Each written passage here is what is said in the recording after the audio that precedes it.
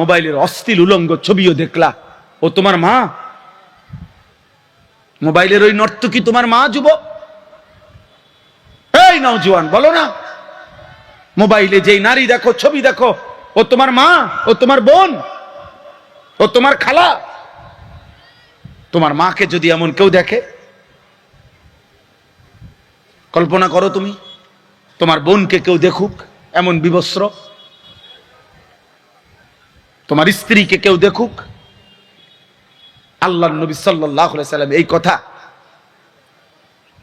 হাদিস, নবীজি এক যুবককে বলছিলেন নবীর জামানায়, যেই যুবক জেনা করতে চেয়েছিল, আল্লাহর নবী তাকে 5টা কথা বলছিলেন যে হে যুবক, বলো তো তোমার মায়ের সাথে কেউ জেনা করুক তুমি চাও? যুবক বলছে না। বোনের সাথে? না। তোমার মেয়ের সাথে? না। না। তোমার ফুফির সাথে? না। তোমার খালার সাথে? না। আল্লাহর নবী সাল্লাল্লাহু আলাইহি সাল্লাম বললেন, ওয়ালান নাসু লা ইউহিব্বুনাহু লিউম্মাহাতিহিম ওয়া বানাতিহিম ওয়া আখাওয়াতিহিম ওয়া আম্মাতিহিম ওয়া খালাতিহিম। তাহলে যুবক, মনে করো কোন মানুষও চায় না তার মায়ের সাথে কেউ জিনা করুক, তার বোনের সাথে কেউ জিনা করুক, তার মেয়ের সাথে কেউ জিনা করুক, তার খালার সাথে কেউ জিনা করুক, তার ফুফুর সাথে কেউ জিনা করুক। তাহলে তুমি যা চাচ্ছ তো সেটা তো কারো মা, কারো বোন, কারো মেয়ে, কারো খালা, কারো ফুফি। ওই যুবক তখন চোখের পানি ফেলে বলছেন, ইয়া রাসূলুল্লাহ, ইন্নী তুবতু আল-আন, আমি এখন তওবা করলাম, আমি এমন নাফরমানি আর করব না। আল্লাহর নবী সাল্লাল্লাহু আলাইহি ওয়াসাল্লাম তাকে দোয়া করে দিয়েছেন, বুকে হাত রেখে 3টা দোয়া করছেন নবী ওই যুবকের জন্য। আল্লাহুম্মা গফির যামবাহু, আল্লাহ এই যুবকের গুনাহ মাফ করে দেন। ওয়া তাহহির কলবাহু, আল্লাহ তার অন্তর পবিত্র করে দেন। ওয়া হাসসিন ফারজাহু, এবং তার লজ্জাস্থানকেও পবিত্র রাখেন। সাহাবারা বর্ণনা করছেন ওই যুবক আর মৃত্যু পর্যন্ত কোনোদিন বেগানা নারীর দিকে তাকায় নাই। টেলিভিশনটা রাখছেন, রঙিন টেলিভিশন, নর্তকী নাচে, নাটক, সিনেমা দেখে, আল্লাহ কি নিষেধ করে নাই? তাহলে আপনি আপনার মতো করে এটা সাজাইছেন। তোমরা যারা মুশরিক বেঈমানের মতো চুল রাখছো, এ তো বেঈমানের চুল, তোমার মতো করে তুমি সাজাইছো, তোমার মতো করে। যেই সমস্ত মা বোন বেপর্দা চলে, এই বেপর্দা নারী নিজের মতো করে সাইজা গুইজা নিজেকে প্রদর্শনের জন্য রাস্তায় বের হইল। যেই সমস্ত মানুষ সুদ, ঘুষ, কিস্তি, হারাম টাকায় উপার্জন করছে, এই হারামখোর, এই সুদখোর, এই হারামখোর নিজের মতো করে নিজের জীবন সাজাইতেছে। সে মনে করছে এটাই বুদ্ধিমত্তা, এটাই চালাকি, এটাই বুদ্ধিমান। আল্লাহ কোরআনে বলছে, মনের চাহিদার যে অনুসরণ করে, আমার বিধান ত্যাগ করে, আমার রাসূলের বিধান ত্যাগ করে, আল্লাহর কসম কোরআনে আল্লাহ বলে, ফামাসালুহু কামাসালিল কালব, ওই ব্যক্তির উদাহরণ কুত্তার মতো, কুত্তার মতো, কুত্তার মতো, কুত্তার মতো। কোন পাপীকে মানুষ মানুষ নামে ডাকে না, পাপের নামে ডাকে। কোন সুদখোরকে মানুষ মানুষ নামে ডাকে না, সুদখোর নামে ডাকে। বলে লোকটা সুদখোর, ঘুষখোর, কিস্তিখোর, হারামখোর। কোন মদখোরকে মানুষ মানুষ নামে ডাকে না, মানুষ বলে মদখোর, নেশাখোর, গাঁজাখোর, ফুট্টাখোর, বাবাখোর, ডাইলখোর, ইয়াবাখোর, হারামখোর। কোন জুয়ারিকে মানুষ জুয়ারি বলে ডাকে, কোন ব্যভিচারীকে মানুষ লম্পট বলে ডাকে, চরিত্রহীন বলে ডাকে, ব্যভিচারী বলে ডাকে। আর কোনদিন তার কপালে ইজ্জত ওঠে না, আর কোনদিন তাকে মানুষ নামে ডাকে না মানুষ। এজন্য আল্লাহকে ছেড়ে দিলে, আখিরাতকে ভুলে গেলে, আল্লাহর কোরআনকে ভুলে গেলে, গান, বাদ্য আর বেহুদা অনর্থক কথা কাজের মধ্যে জুড়ে থাকলে জীবন মানে এর মধ্যে ডুবাই দিলেন। তো আল্লাহ কোরআনে বলছেন, যারহুম ইয়াকুলু ওয়া ইয়াতামাত্তাউ ওয়া ইউলহিহিমুল আমাল। আল্লাহ বলছেন, হে নাফরমান, চলো খাইতে থাকো, দুনিয়া ভোগ করতে থাকো, দুনিয়া নিয়ে লম্বা লম্বা আশা করতে থাকো। ফাসাউফা ইয়ালামুন, অল্প সময়ের মধ্যে আমি আল্লাহ জানিয়ে দেব। কবরের প্রথম ঘন্টায়, মৃত্যুর প্রথম ঘন্টায়, মৃত্যুর প্রথম মুহূর্তে আমি বুঝিয়ে দেব আমার প্রত্যেকটা দুনিয়ার একটা একটা পাপের শাস্তি কি ছিল, কবরের প্রথম ঘন্টায় বুঝাবো। তুমি জানো না বান্দা, আমরা তাফসীরের মধ্যে পড়ছি, কেউ যদি একটানা 900 বছর একটানা পৃথিবীতে বেঁচে ছিল, আল্লাহর নাফরমানি করছে, 900 বছরে কোনোদিন এক বিন্দু কোন পেরেশানি, দুঃখ, কষ্ট, যন্ত্রণা ভোগ করে নাই, হাসি খুশি আর আনন্দ ফুর্তিতে কাটাইছে 900 বছর, কিন্তু আল্লাহর নাফরমানি করছে। খোদার কসম, তাফসীরের মধ্যে আছে, মালাকুল মউত আজরাইল যখন জান কবজ করতে আসবে, তার পূর্ব মুহূর্তে সাকরাতুল মউত, মৃত্যুর যে যন্ত্রণা শুরু হবে, ওই মৃত্যু যন্ত্রণার প্রথম সেকেন্ড খোদার কসম তার 900 বছরের দুনিয়ার সুখ আর আনন্দ 1 সেকেন্ডে ভুলে যাবে। 1 সেকেন্ড। আল্লাহর অবাধ্যতার পরিণতি পৃথিবীতে কি, আর আল্লাহ তাআলার আনুগত্যের পরিণতি কি? তাইলে এই কথাটা স্পষ্ট যে আল্লাহ তাআলা এটাই চেয়েছেন আমাদের কাছে, যে আমরা যেন উপদেশ গ্রহণ করি, আমরা যেন কিছুটা ভাবি। ফাতাবিরু ইয়া উলিল আলবাব, আল্লাহ তাআলা বলছেন, হে বুদ্ধি বিবেক সম্পন্ন মানুষ, ফাতাবিরু, তোমরা ভাবো। ইয়া উলিল আবসার, হে চোখওয়ালা, চক্ষুষ্মান মানুষ, তোমরা ভাবো। অনেক আছে কোরআনে এই কথা, বারবার এই কথাটা আল্লাহ তাআলা বলতে চাইছে। একেবারে ফেরাউন, নিকৃষ্ট কাফের খোদা দাবিদার, তার কাছে পর্যন্ত আল্লাহর কথা পৌঁছাবার সময় মুসা আলাইহিস সালামকে আল্লাহ বলছেন যে, নবী মুসাকে তুমি ফেরাউনের কাছে আমার কালেমার দাওয়াত দাও, আমি আল্লাহর কথা বলো। কেন? লাআল্লাহু ইয়াতাযাক্কারু আও ইয়াখশা, হতে পারে সে, আল্লাহ তাআলা বলতেছেন, উপদেশ গ্রহণ করবে অথবা আল্লাহকে ভয় করবে। তাহলে ফেরাউনের মতো খোদা দাবিদারের কাছেও আল্লাহর কথা পৌঁছানোর মাকসাদ উপদেশ গ্রহণ, আল্লাহর ভয় তৈরি।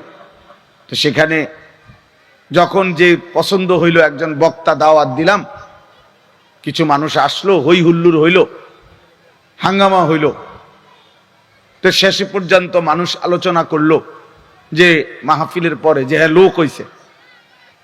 তো আমিও বললাম, মনে করেন লোক হইছে, তো এরপরে কি হইছে? এরপরে কি? আচ্ছা ঠিক আছে, লোক হইছে আর কি। মনে করেন এখানে 10 লাখ লোক হইছে, তো এরপরে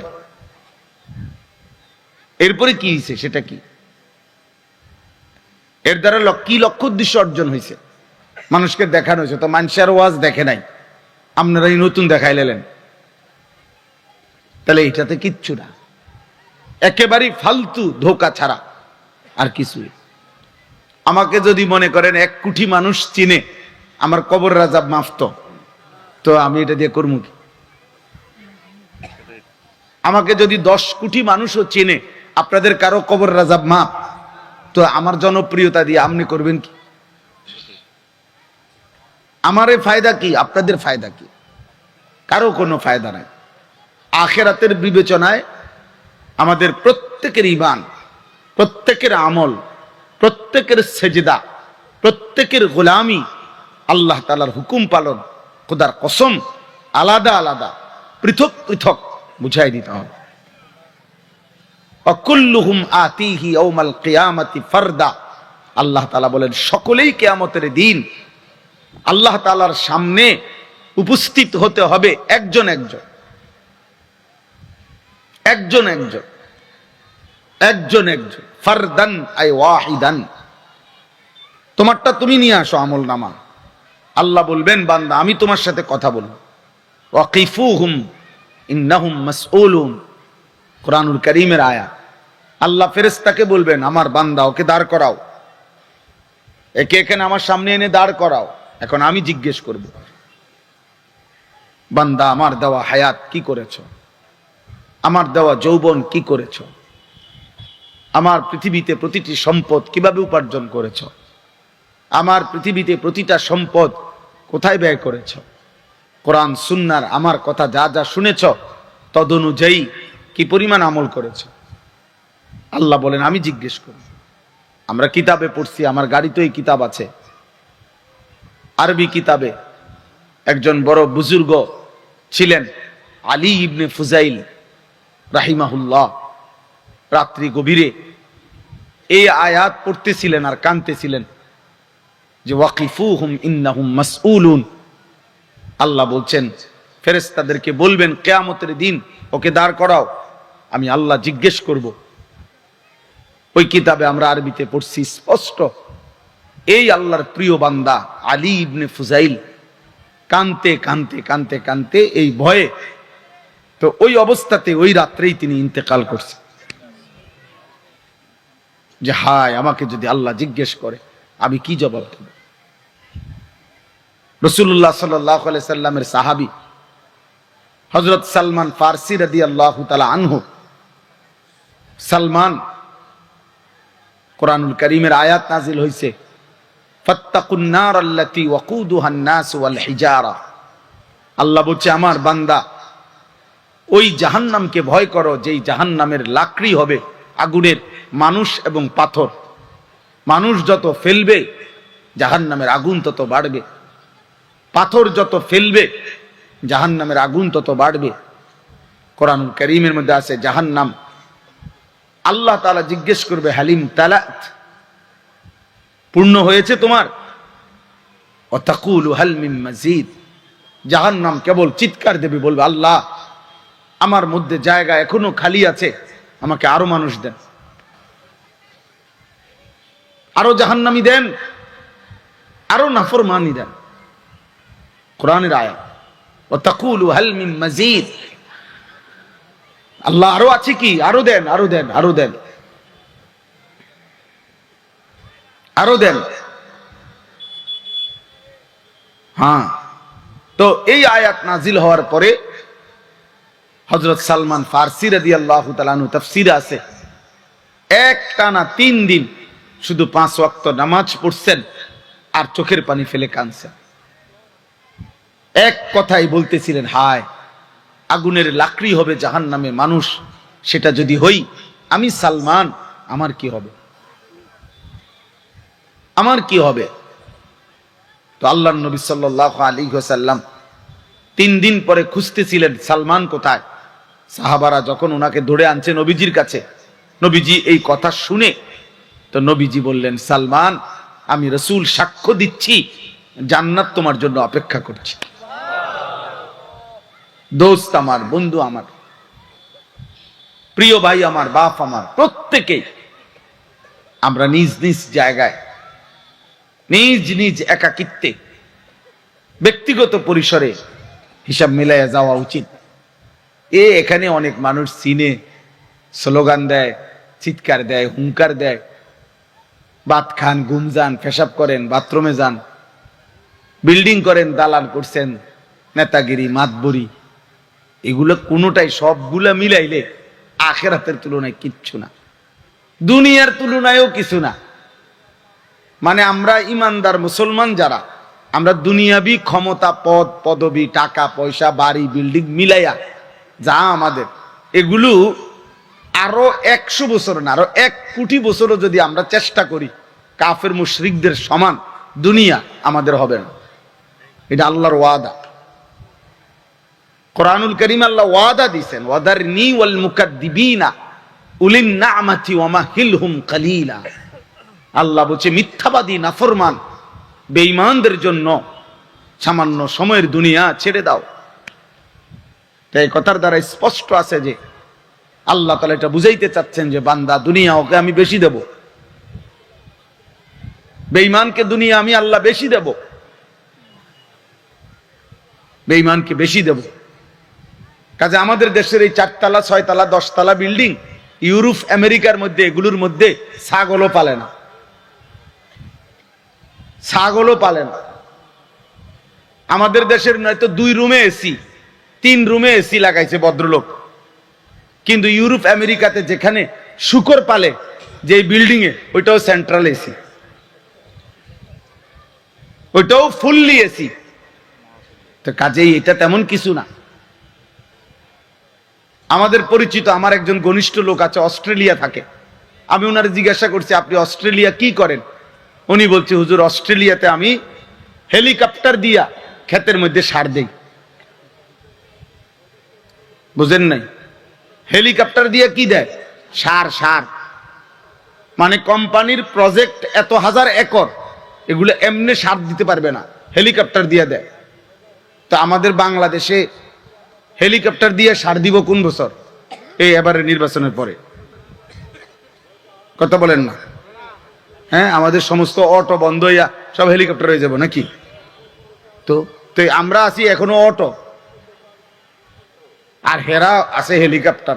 আমাদের থেকে তাদের ব্যবধান প্রযুক্তির, হ্যাঁ ব্যবধানটা বলেন। আমরা মনে করেন আমাদের এখনো আমাদের বাহন হলো অটো, ওরা হেলিকপ্টারে সার দেয়। তো আমগো ব্যবধানটা বলেন। আমরা ওই পর্যন্ত যাইতে যাইতে তারা কই যাইব? তারা ঘুম যাইব। এই জন্য দোস্ত, সংক্ষেপ কথা এটা, এই মৌলিক কথাটা বোঝা দরকার। দুনিয়া হবে না আমাদের সমপরিমাণ, আপনি দেখতেই পারবেন, আপনি শুধু বুঝতেই পারবেন, ভাবতেই পারবেন, কিন্তু মুশরিকদের সমপরিমাণ দুনিয়া হবে না। তাহলে দুনিয়াও হইল না। আবার যদি নিজ হাতে আল্লাহর নাফরমানি করে ঈমান থাকার পরেও আল্লাহর হুকুম না মেনে আখিরাতটাও বরবাদ করে দিলাম, তাহলে আমরা না বেশি লস খাইলাম? তাহলে আমরা না লস পাইলাম বেশি? আজ যদি এটা হইতো সান্ত্বনা যে দুনিয়া কোন রকম পার করে গেলাম, কিন্তু ঈমান আমল ঠিক রেখে আল্লাহ তাআলা বলছে, বান্দা জান্নাতে এসো। আমি আল্লাহ জান্নাতের 1 সেকেন্ডের নিয়ামত, জান্নাতের প্রথম নিয়ামত কোরআনে আছে। আল্লাহ বলছে, জান্নাতি বান্দা যখন প্রথম নিয়ামত দেখবে জান্নাতের, এক নজরেই তার 2 চোখ ঠান্ডা হয়ে যাবে। ফালা তা'লামু নাফসুম মা উখফিয়া লাহুম মিন কুররাতি আ'য়ুন। আল্লাহ বলে, বান্দা জানো না তো আমি এমন নিয়ামত দিয়ে জান্নাত ঢেকে রেখেছি, আড়াল করে রাখছি, যা তুমি যখন দেখবে প্রথম দৃষ্টিতেই তোমার চোখ শীতল হয়ে যাবে। দোস্ত, তোমরা নওজোয়ান, কিশোর, এক ওয়াক্ত নামাজ যারা পড়ো না, নারী, ছবি, গান, বাদ্য, মোবাইল, অশ্লীলতা, জিনা, ব্যভিচার, অসভ্যতার মধ্যে পড়ে মনে করেছো খুব মজায় আছো, আল্লাহর কসম তোমার এই মজার দুনিয়া থেমে যাবে, তোমার এই রং তামাশার দুনিয়া থেমে যাবে। কোন মোটরসাইকেলের অ্যাক্সিডেন্ট থামায় দিবে, কোন জীবনের অ্যাক্সিডেন্ট থামায় দিবে, কোন রোগ ব্যাধি থামায় দিবে, অথবা মৃত্যু এসে তোমারে থামায় দিবে। মালাকুল মউত এসে তোমাকে থামায় দিবে। এজন্য অনর্থক আমরা মুসলমান শুধু শুধু গুনার মধ্যে ডুবে, হালাল হারামের কোনো পার্থক্য নাই, জায়েজ না জায়েজের কোনো পার্থক্য নাই, যার যা মন চায় তাই করলাম, যখন যা মন চায় তাই করলাম, আল্লাহর বিধান রাসূলের বিধানের পাত্তা দিলাম না। আল্লাহর কসম বাবা, এটা ইমানদারের পরিচয় হইতে পারে না, এটা সুস্থ স্বাভাবিক মানুষের পরিচয় হইতে পারে না। কোরআনুল কারীমের মধ্যে স্পষ্ট আছে, সূরা আরাফের মধ্যে আল্লাহ তাআলা বলেন, ওয়াত্তাবা হাওয়াহু ফামাসালুহু কামাসালিল কালব।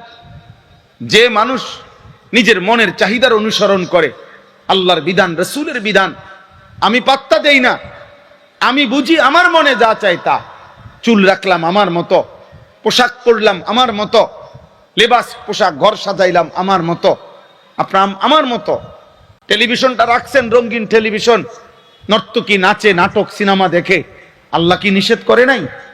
তাহলে আপনি আপনার মতো করে এটা সাজাইছেন।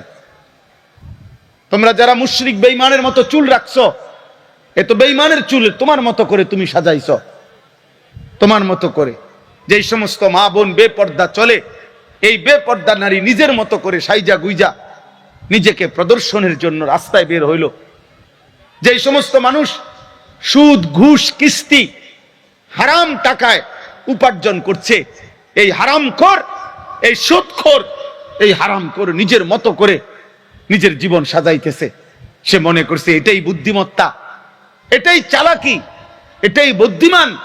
আল্লাহ কোরআনে বলছে, মনের চাহিদার যে অনুসরণ করে, আমার বিধান ত্যাগ করে, আমার রাসূলের বিধান ত্যাগ করে, আল্লাহর কসম কোরআনে আল্লাহ বলে, ফামাসালুহু কামাসালিল কালব। ওই ব্যক্তির উদাহরণ কুত্তার মতো, কুত্তার মতো, কুত্তার মতো, কুত্তার মতো। ওই জীবন কুত্তার জীবন। কোরআনের আয়াত, কামাথালিল কালব, কালবুন অর্থ কুকুর।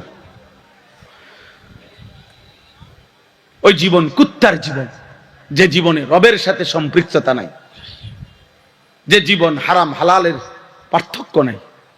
আপন মাকেও দেখলা, আবার ভিন নারীও দেখলা, আপন বোনকেও দেখলা, আবার মোবাইলের অশ্লীল উলঙ্গ ছবিও দেখলা। ও তোমার মা? মোবাইলের ওই নর্তকী তোমার মা? যুবক, এই নওজোয়ান, বলো না, মোবাইলে যেই নারী দেখো, ছবি দেখো, ও তোমার মা? ও তোমার বোন? ও তোমার খালা? তোমার মাকে যদি এমন কেউ দেখে,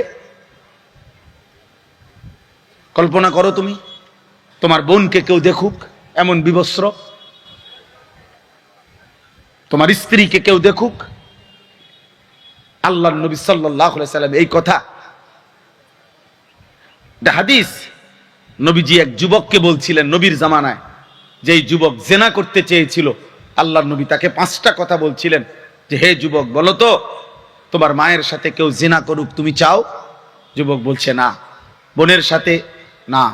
তোমার মেয়ের সাথে? না। না। তোমার ফুফির সাথে? না। তোমার খালার সাথে? না। আল্লাহর নবী সাল্লাল্লাহু আলাইহি সাল্লাম বললেন, ওয়ালান নাসু লা ইউহিব্বুনাহু লিউম্মাহাতিহিম ওয়া বানাতিহিম ওয়া আখাওয়াতিহিম ওয়া আম্মাতিহিম ওয়া খালাতিহিম। তাহলে যুবক, মনে করো কোন মানুষও চায় না তার মায়ের সাথে কেউ জিনা করুক, তার বোনের সাথে কেউ জিনা করুক, তার মেয়ের সাথে কেউ জিনা করুক, তার খালার সাথে কেউ জিনা করুক, তার ফুফুর সাথে কেউ জিনা করুক। তাহলে তুমি যা চাচ্ছ তো সেটা তো কারো মা, কারো বোন, কারো মেয়ে, কারো খালা, কারো ফুফি। ওই যুবক তখন চোখের পানি ফেলে বলছেন, ইয়া রাসূলুল্লাহ, ইন্নী তুবতু আল-আন, আমি এখন তওবা করলাম, আমি এমন নাফরমানি আর করব না। আল্লাহর নবী সাল্লাল্লাহু আলাইহি ওয়াসাল্লাম তাকে দোয়া করে দিয়েছেন, বুকে হাত রেখে 3টা দোয়া করছেন নবী ওই যুবকের জন্য। আল্লাহুম্মা গফির যামবাহু, আল্লাহ এই যুবকের গুনাহ মাফ করে দেন। ওয়া তাহহির কলবাহু, আল্লাহ তার অন্তর পবিত্র করে দেন। ওয়া হাসসিন ফারজাহু, এবং তার লজ্জাস্থানকেও পবিত্র রাখেন। সাহাবারা বর্ণনা করছেন ওই যুবক আর মৃত্যু পর্যন্ত কোনোদিন বেগানা নারীর দিকে তাকায় নাই। এই জন্য আল্লাহ তাআলার কোরআন থেকে আমি একটা আয়াত শুধু পড়ছি, 21 নম্বর পারা, 31 নম্বর সূরা, সূরা লোকমান, এই সূরার 6 নম্বর আয়াত।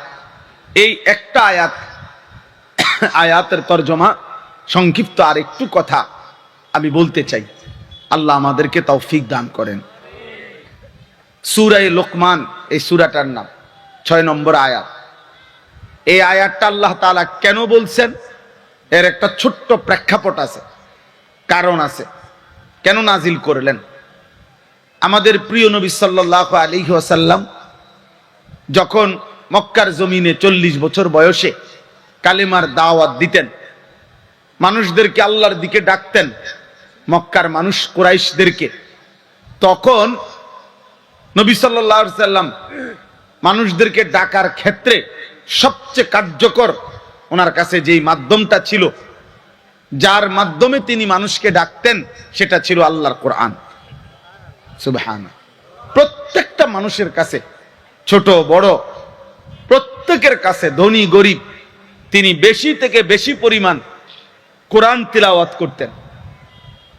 কোরআনুল কারীম তিলাওয়াত করলে ওরা তো আহলে লিসান, মানে ওরা তো আরবি ভাষী, ওদের মাতৃভাষাটাই তো কি আরবি, ফলে তো তারা তেলাওয়াত করলেই বুঝতো কি বলতেছে। তো কিছুক্ষণ শুনলে রাসূলুল্লাহ সাল্লাল্লাহু আলাইহি সাল্লামের কোরআন তো দিল নরম হয়ে যাইতো। ধীরে ধীরে মানুষগুলো নবী সাল্লাল্লাহু আলাইহি সাল্লামের দলভুক্ত হয়ে ইমানদার হয়ে যেত। মক্কার কুরাইশরা, কাফেররা তাদের সর্বাত্মক চেষ্টা, তাদের সমস্ত নেতৃবৃন্দ ব্যাপক চেষ্টা করছে নবী সাল্লাল্লাহু আলাইহি সাল্লামের বিরোধিতা করার জন্য। নবীজি এবং সাহাবাদের উপরে শারীরিক নির্যাতন করছে, মানসিক গালি দিত, পাগল বলতো, কবি বলতো, জাদুকর বলতো, গণক বলতো, মূর্খ বলতো, আহমাক, আবলা, সাহের, মজনুন, কাহেন, শায়ের, এগুলো বলতো নবীকে। সাহাবাদের উপরে জুলুম নির্যাতন করত, কিন্তু কোনো কিছু দিয়েই তারা দিন শেষে হিসাব করত যে মুহাম্মদের অনুসারী তো বাড়তেই আছে, কেবল কমে তো না, কমে তো না। তখন তারা নিজেরা আলাপ করে কারণ কি, এই কারণটা তারা বাহির করছে। কারণ হইল আমাদের সমস্ত বিরোধিতার মোকাবেলায় আমরা যে যা বিরোধিতা করছি, আবু জাহেল, আবু লাহাব, উতবা, শাইবা, আস ইবনে ওয়াইল, উমাইয়া ইবনে খালফ, তার বিপরীতে মুহাম্মদের কাছে একটা জাদু আছে, মুহাম্মদের কাছে একটা মন্ত্র আছে। সেটা হলো মুহাম্মদ কোরআন যেটা পড়ে এটা এত জাদুময়ী। এইটা যখন পড়ে তো মানুষটার দিল নরম হয়ে যায়, মানুষ আল্লাহর দলভুক্ত হয়ে যায়, ঈমান এনে পড়ে। তো এর বিপরীতে, কোরআনের বিপরীতে এমন কোন আকর্ষণীয় জিনিস যেটার দ্বারা মানুষদেরকে আমরা আমাদের দিকে ভিড়াইতে পারবো, আমাদের কাছে জড়ো করতে পারবো, এমন কিছু তো আমাদের কাছে নাই, আমাদের কাছে নাই। এই কারণে আমরা পারতেছি না।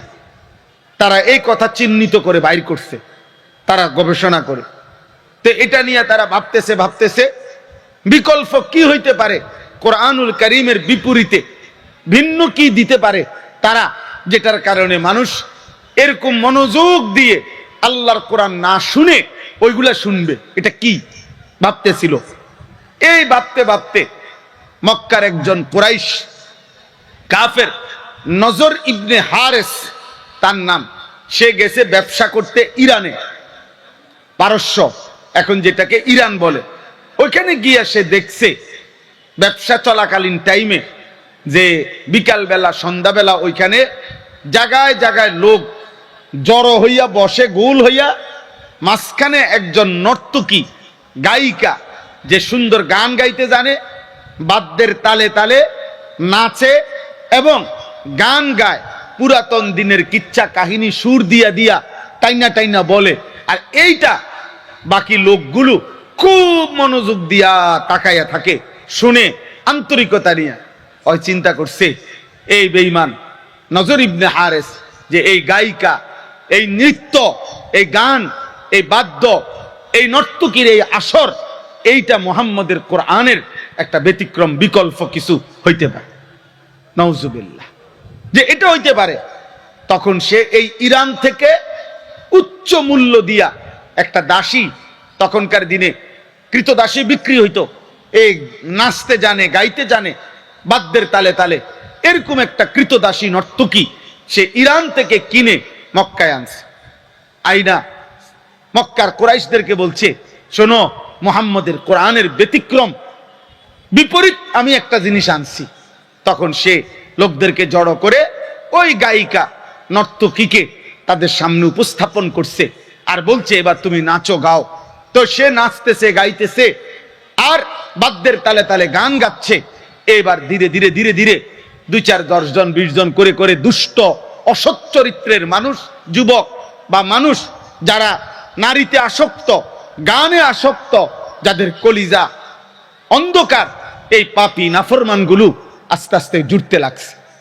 তখন এই নজর ইবনে হারেস বসে বসে বিদ্রুপ করত, ঠাট্টা করত আর বলতো, মুহাম্মদ এখন টের পাইবা, এখন টের পাইবা, দেখি তুমি কোরআন শুনাইয়া কয়জন বসাইতে পারো, আর আমার গায়িকার গানের আসর দিয়া আমি কয়জন বসাইতে পারি, আমিও দেখাম।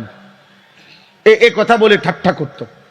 এই কথা এই কাফের নজর ইবনে হারেসের এই গায়িকা, নৃত্য, গান, গানের আসর, বাদ্যের আসর যখন সে জমাইছে, আল্লাহ তাআলা কোরআনুল কারীমে এই নাফরমানদের ব্যাপারে এই আয়াতটি নাজিল করছে। এই যে আয়াত আমি পড়ছি, এবার দেখেন আল্লাহ তাআলা কি বলছে।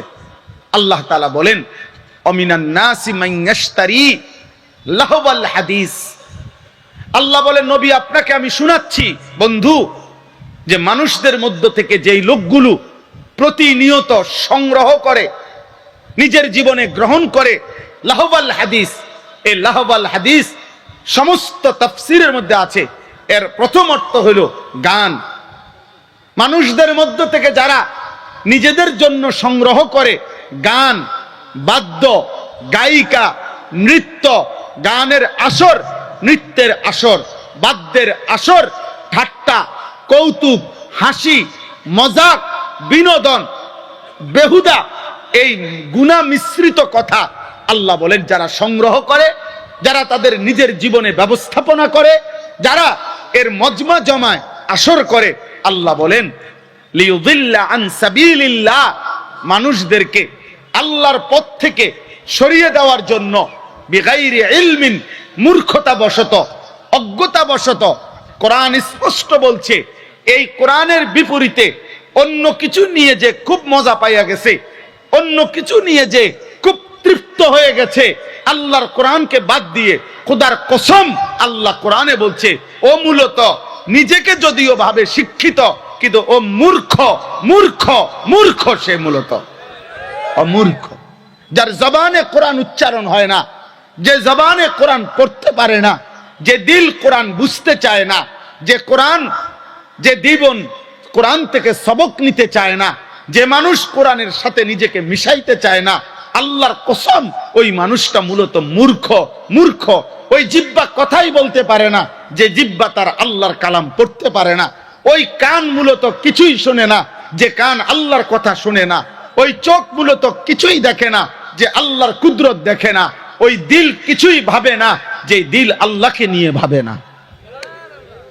আল্লাহ বলছেন, কোরআনে আছে উলাইকা কাল আনআম, আল্লাহ বলছে ওটা জানোয়ার। দিল আছে কিন্তু আল্লাহকে নিয়ে ভাবে না, কান আছে কিন্তু আল্লাহর কথা শুনে না, চোখ আছে কিন্তু আল্লাহর কুদরত দেখে না, আল্লাহর কুদরত দেখে না। আল্লাহ তাআলা বলছে ও জানোয়ার, ও জানোয়ার। আল্লাহ বলেন যদি বলো ও মাইন্ড করে যে আমাকে জানোয়ার বললেন, তা আল্লাহ বলে বালহুম আদাল, তাহলে তারে আরো নামায়ে দিবা, আরো নিচের দিকে নামায়ে দিবা, বলবা যে না সরি সরি, আপনি জানোয়ার না, আপনি জানোয়ারের চাইতে নিকৃষ্ট। আপনি গরুও না, ছাগলও না, আপনি কুত্তাও না, বিলাইও না, বরং তার চাইতে নিকৃষ্ট আপনি। এর দূর কইছি আর ভালো লাগছে না, তো ঠিক আছে আপনি আরো নিচে নামে। প্রথম তো ছাগল বলছিলাম, এখন আপনি ছাগলও না, ছাগলের চাইতে নিকৃষ্ট। প্রথম তো আপনার গরু বলছিলাম, আপনার ভাল লাগছে না, আপনি গরুর চেয়েও নিকৃষ্ট। প্রথম তো আপনাকে কুকুর বলছিলাম, ভাল লাগছে না, আপনি কুকুরের চাইতে নিকৃষ্ট। আল্লাহ বলেন এবং আমার দ্বীনকে নিয়ে, আমার কোরআন, আমার দ্বীন, আমার শরীয়ত, আমার বন্ধুর দাওয়াত, আমার কালেমা, আমার ঈমানের আহ্বান, এটাকে যারা উপহাস করছে, তুচ্ছতাচ্ছিল্য করে, আল্লাহ বলেন বন্ধু উলাইকা লাহুম আযাবুম মুহিন, আমি আল্লাহ তাদের জন্য নির্ধারণ করে রেখেছি অত্যন্ত লজ্জাজনক, অপমানকর কঠিন আযাব, কঠিন আযাব। আমার বাপ, আমার ভাই, মেহেরবানি করে আমি আপনাদের কাছে যে কথাটা ছোট্ট বুঝাইতে চাই, এইটাই আমার বক্তব্য। আজকে এই মাহফিল, তাফসীরুল কোরআন মাহফিলে প্রত্যেকটা ইমানদার মুসলমান, কিশোর ভাই, যুবক ভাই, নওজোয়ান, বয়স্ক বাবা, একজন মুসলমানের অবসর, একজন মুমিনের বিনোদন, একজন মুমিনের অবসর সময়টা সে গান শুনবে, নাটক দেখবে, সিনেমা দেখবে, নর্তকীর নাচ দেখবে, মোবাইলে অশ্লীল দৃশ্য দেখবে, জিনা ব্যভিচারের আসর জমাবে। আল্লাহর কসম, তুমি আসর জমাইয়ে রাখছো, তোমার মোবাইলটাই যদি জেনা দেখো, ব্যভিচার দেখেন, আপনার টেলিভিশনটাই যদি নাটক দেখেন, নর্তকী দেখেন, নাচ গান দেখেন, হারাম দৃশ্যাবলী দেখেন, তো আপনি গানের আসরই জমাইছেন, আপনি নায়িকার আসরই জমাইছেন, আপনি নৃত্যের আসরই জমাইছেন, আপনি বাদ্যের আসরই জমাইছেন। তোমরা যুবক, তোমাদের মোবাইল দিয়েও যদি তোমরা এই হারাম কাজের মধ্যে নারী, ছবি, জিনা, ব্যভিচার, নৃত্য, গান, বাদ্য, গায়িকা, নাচের আসর এটাই নিয়ে পড়ে থাকো, আল্লাহর কসম, তো তোমরা ওই আসরই জমাইলা, ওই আসরই জমাইলা। তো অপেক্ষা করো, আল্লাহ বলছেন এমন নাফরমান, গানে আসক্ত, বাদ্যযন্ত্রে আসক্ত, গায়িকায় মজা পায়, নায়িকা দেখলে মজা পায়, নর্তকী দেখলে মজা পায়, বাদ্যযন্ত্রে মজা পায়, তারপরে গান বাদ্যে আরা মজা পায়। আল্লাহ বলেন ওরে আমি অপমানও করব, ওকে আমি শাস্তিও দেব। এক দুই কথা, এক হলো আযাব দেব, আরেক হলো মুহিন এহানত, আমি তাকে অপমান করব। আল্লাহ বলেন আমার কোরআনের বিকল্প নাফরমান, আমি তোকে অপমান করবই। অপমান আমি সবসময় বলি, প্রত্যেক দিন বলি, আপনারা প্রত্যেকে শুনেন। আমি বললাম আপনাদেরকে মনে রাখবেন, কোন পাপীকে মানুষ মানুষ নামে ডাকে না, পাপের নামে ডাকে।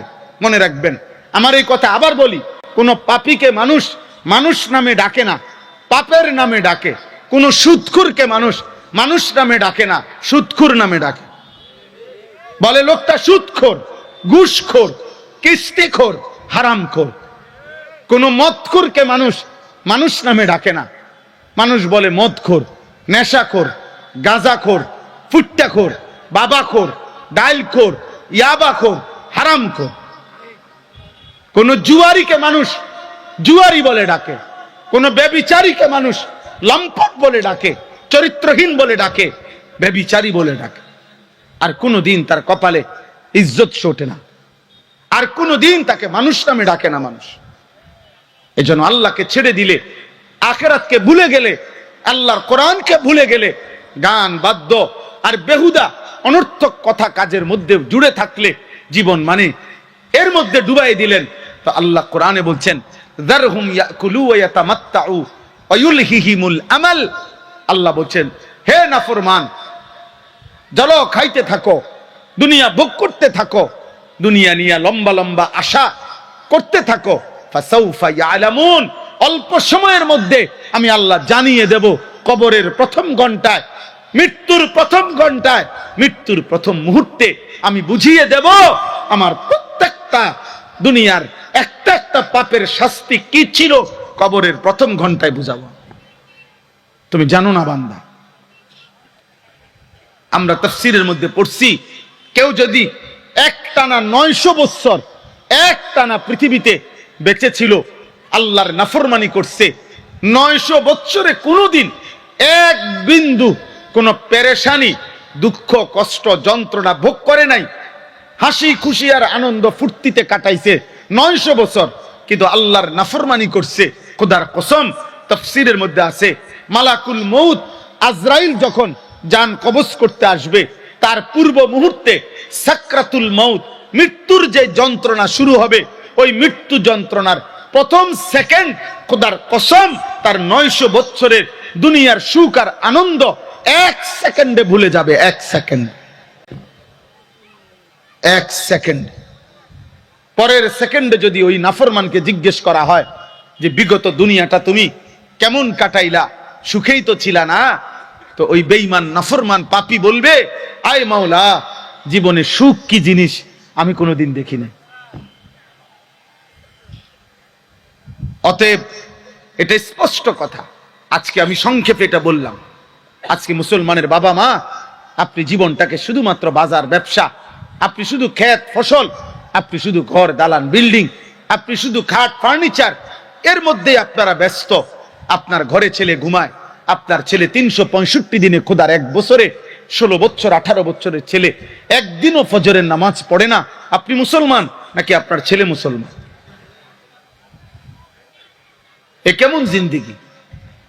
আপনার ঘরে মুসলমান, আপনি আজকে 40 বছর ধরে রঙিন টেলিভিশন দেখতেছেন, নাটক, সিনেমা, নর্তকী, ছবি, নাচ, গান। আপনি একবারও ভাবলেন না, 40 বছরও মনে পড়ে নাই যে এটা গুনাহ, এটা হারাম, কোনোদিনও মনে পড়ে নাই।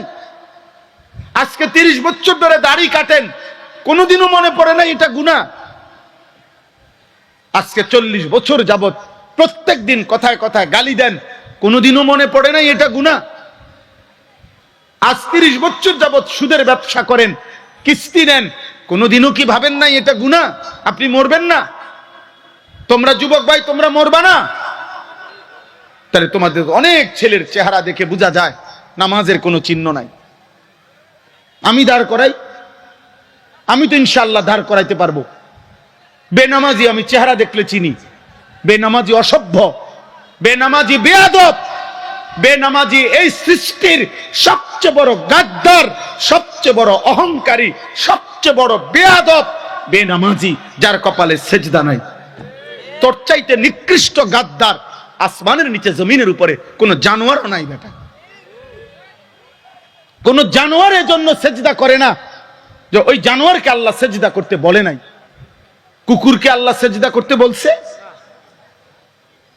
গরু ছাগলকে আল্লাহ তাআলা সেজদা দিতে বলছে, তো সে এজন্য সেজদা দেয় না। তোমাকে তো বলছে, তুমি মুসলমান না, তুমি শোনো নাই কোনোদিন?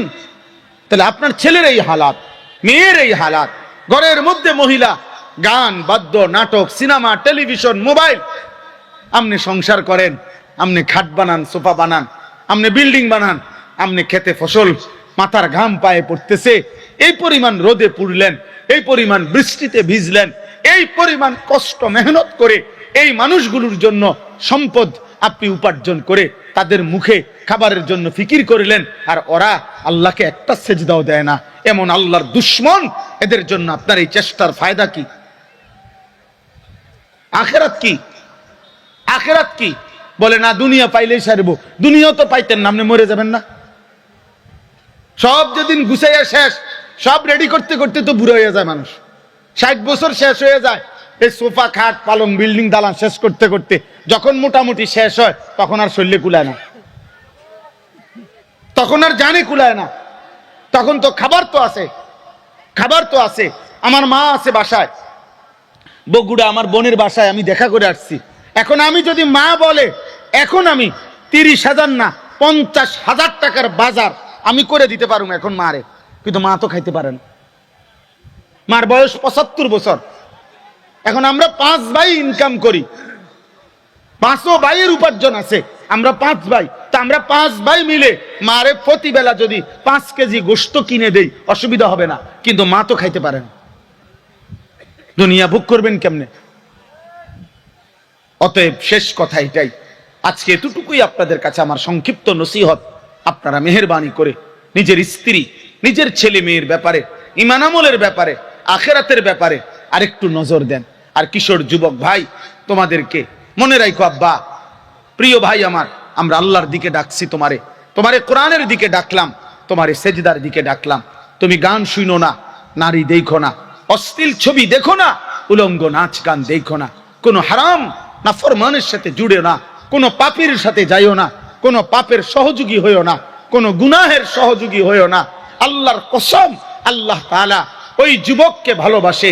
আল্লাহ কোরআন হাদিসে আছে, ইন্না রাব্বাকা লা ইয়াজাবু লিশ-শাব্বি লা সাবওয়াতা লাহু, যেই যুবক যৌবন কালেও গুনাহ হারাম অশ্লীলতার প্রতি আকর্ষণ নাই, আল্লাহর কসম নবী বলছে আরশে আজিম থেকে আল্লাহ ওই যুবকের দিকে তাকিয়ে অবাক হইতে থাকে। অবাক, আল্লাহ অবাক হয় যে আমার বান্দা পুরা যৌবন থাকা সত্ত্বেও ও নাফরমানি করছে না।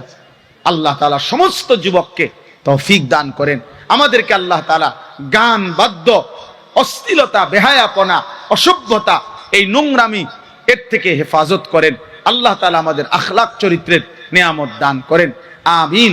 সুবহানাল্লাহি ওয়া বিহামদিহি, সুবহানাকাল্লাহুম্মা ওয়া বিহামদিকা, আলহামদুলিল্লাহি রাব্বিল আলামিন। আল্লাহুম্মা আনতাস সালাম ওয়া মিনকাস সালাম, তাবারাকতা ইয়া যাল জালালি ওয়াল ইকরাম, ইয়া আরহামার রাহিমিন, ইয়া আরহামার রাহিমিন, ইয়া আরহামার রাহিমিন। রব্বানা যালামনা আনফুসানা ওয়া ইল্লাম তাগফির লানা ওয়া তারহামনা লানাকুনান্না মিনাল খাসিরিন। মাওলায়ে করিম, আপনি মাফ করে দেন, রব্বে করিম আপনি মাফ করে দেন। আজকের এই মাহফিলের আয়োজন আপনি কবুল করে নেন। আল্লাহ, যার যত ফিকির মেহনত ভালোবাসা সহযোগিতা আন্তরিকতা ছিল সব আপনি কবুল করে নেন। এক বিন্দু ভালোবাসা, 1 টাকার সহযোগিতাতেও আপনি বরকত দান করেন। আমাদের সকলকে ঈমান আমল দান করেন। প্রতিটা গুনাহ থেকে বাঁচবার তৌফিক দান করেন। নারী ছবি গান অস্থিরতা বেহায়াপনা থেকে আমাদেরকে হেফাজত করেন। আখিরাতের ফিকির দান করেন। প্রতিটা যুবককে সেজদাওয়ালা নামাজি বানিয়ে দেন। বাবা চাচাদেরকে আখিরাতের ফিকির দান করেন। মা বোনদেরকে পর্দা পুশিদা দান করেন। ছোট্ট মাসুম বাচ্চাদেরকে কবুল করে নেন। অনেক শ্রদ্ধেয় উলামায়ে কেরাম, মসজিদের ইমাম সাহেব, আল্লাহ সকলকে হায়াতে তৈয়বা আফিয়া দান করেন। আল্লাহ এই মাহফিল খানা কবুল করে নেন। এলাকার আশপাশের সমস্ত কবরবাসীদেরকে মাফ করে দেন। কিয়ামত পর্যন্ত কবরের আযাব মাফ করে দেন। অসুস্থ বিমারি যারা শিফা করে দেন, প্রত্যেকের কামাই রুজিতে হালাল বরকত দান করেন, হালাল উপার্জন করার তৌফিক দান করেন, হারাম থেকে বাঁচান মাওলা। জীবনটা সুন্নাত মোতাবেক, নবী সাল্লাল্লাহু আলাইহি সাল্লামের তরিকা মোতাবেক গড়ে তুলবার তৌফিক দান করেন। রব্বির হামহুমা কামা রব্বায়ানি সগীরা। আয় আল্লাহ, আমার দেশকে নিরাপদ করে দেন। একজন ইনসাফকার ন্যায়পরায়ণ শাসক আমাদেরকে দিয়েন মাওলা। কোন জালেমের হাতে তুলে দিয়েন না মাওলা, কোন জালেমের হাতে তুলে দিয়েন না রে মাওলা, কোন জালেমের হাতে তুলে দিয়েন না রে মাওলা। আর বেইজ্জতি হতে চাই না মাওলা, ইজ্জত নিয়ে কোরআন বুকে সেজদা দিয়ে বাঁচতে চাই মাওলা। বিবি বাচ্চাকে ঈমান আমলের উপরে রেখে যেতে চাই মাওলা। সারা পৃথিবীর মজলুম মুসলমানদেরকে রেহাই দেন, কালেমার বিজয় দান করেন, মুমিনের বিজয় দেন। আল্লাহ আপনি কবুল করে নেন। সুবহানা রাব্বিকা রাব্বিল ইজ্জাতি আম্মা ইয়াসিফুন ওয়া সালামুন আলাল মুরসালিন ওয়ালহামদুলিল্লাহি রাব্বিল আলামিন। আমাদের গাড়িতে সাদা, এটা দাও দাও একটু দাও, আমাদের সাদা গাড়িতে অত্যন্ত মূল্যবান নবীজির জীবনের সমস্ত সুন্নাতের উপরে লিখিত একটি কিতাব আছে। 400 টাকা মূল্যে আমরা বিক্রি করি। বাংলাদেশের একজন বড় বুজুর্গ অধ্যক্ষ মিজানুর রহমান চৌধুরী, বহুত বড় আল্লাহওয়ালা, একটি নির্ভরযোগ্য প্রামাণ্য নবীর জীবনের সমস্ত সুন্নাত যেই কিতাবে আছে ওইটা উনি লিখছেন।